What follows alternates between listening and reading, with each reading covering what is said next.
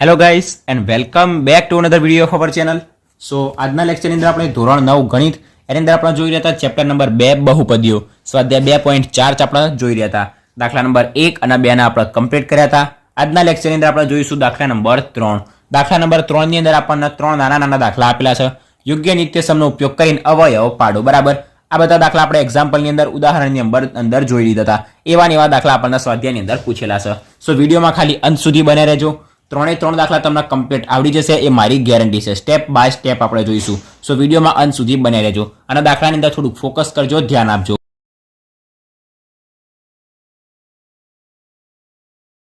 Number 1 જોઈએ.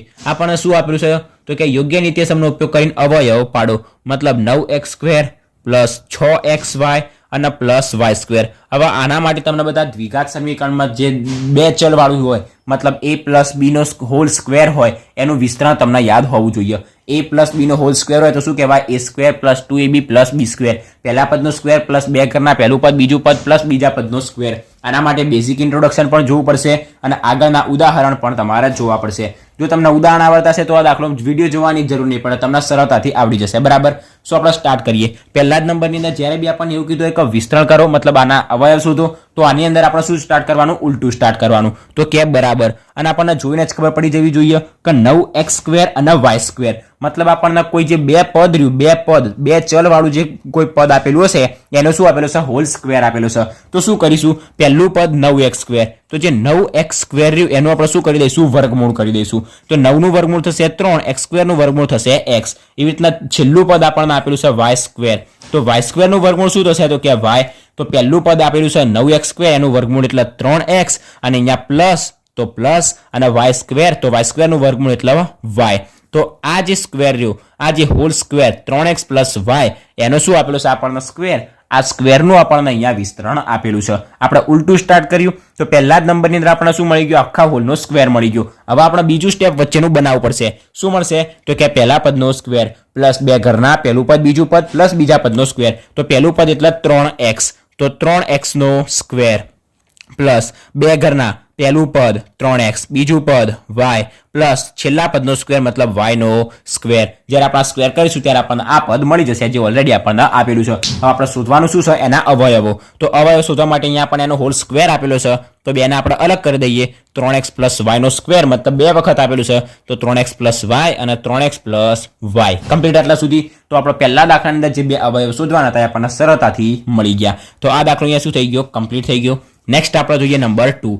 Number 2 ની અંદર આપણને શું આપેલું છે? તો કે 4y² માઇનસ 4y અને પ્લસ 1. આ પણ આપણને સેમ ટુ સેમ એના જેવું આપેલું છે. શું પહેલા નંબરની અંદર આપણે પહેલું પદ લઈએ 4y². 4y² નું જ્યારે આપણે વર્ગમૂળ કરીએ તો 4 નું વર્ગમૂળ એટલે 2y² નું વર્ગમૂળ એટલે y. આ રીતે આપણને આપેલું છે પહેલું પદ. બીજું પદ આપણને આપેલું છે 1 અને 1 નું વર્ગમૂળ એટલે શું થશે? આપણને ખબર છે 1. તો 2y પ્લસ 1 એનો જ્યારે આપણે હોલ સ્ક્વેર કરીશું ત્યારે આપણને શું મળશે? આર્યું પદ મળી જશે. તો કરીએ બરાબર.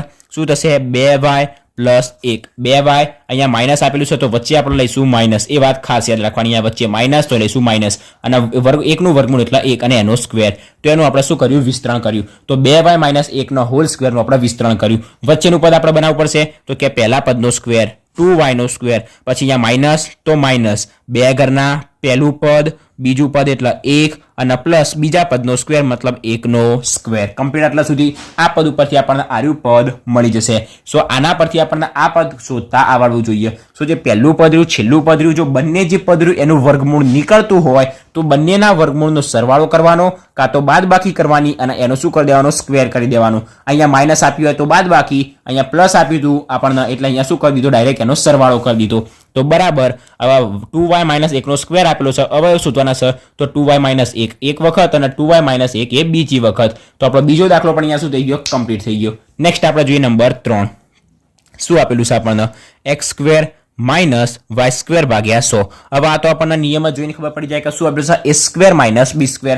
અને a² માઇનસ b² આપણને આપેલું છે, તો a² માઇનસ b² નું આપણે શું કરી શકાય? તો કે a પ્લસ b અને a માઇનસ b. તો એના માટે આપણને ખબર છે ડાયરેક્ટલી બરાબર શું કરીશું? x નો સ્ક્વેર આપણને આપેલો છે તો x નો આપણે સ્ક્વેર અલગ લખીશું. માઇનસ આપેલું છે તો માઇનસ અલગ લખીશું. y² ભાગ્યા 100, તો y ભાગ્યા 100 નું વર્ગમૂળ એટલે 10 અને એનો આપણે શું લખીશું સ્ક્વેર અલગથી લખીશું તો કે બરાબર આના પછી આપણે શું લખી શકાય પહેલું પદ માઇનસ બીજું પદ બીજા કૌંસમાં પહેલું પદ પ્લસ બીજું પદ a plus b a minus b એટલે આપણને શું મળશે a square minus b square તો એ આપણને શું મળશે પહેલું પદ પ્લસ બીજું પદ પહેલું પદ માઇનસ બીજું પદ પહેલું પદ એટલે x પ્લસ બીજું પદ એટલે y ભાગ્યા 10 પછી બીજા કૌંસની અંદર આપણે શું લખીશું પહેલું પદ x પછી માઇનસ બીજું પદ એટલે y ભાગ્યા 10 કમ્પ્લીટ આટલા સુધી તો a plus b a minus b બરાબર a નો સ્ક્વેર માઇનસ b નો સ્ક્વેર એટલે આપણને શું મળી જશે a square minus b square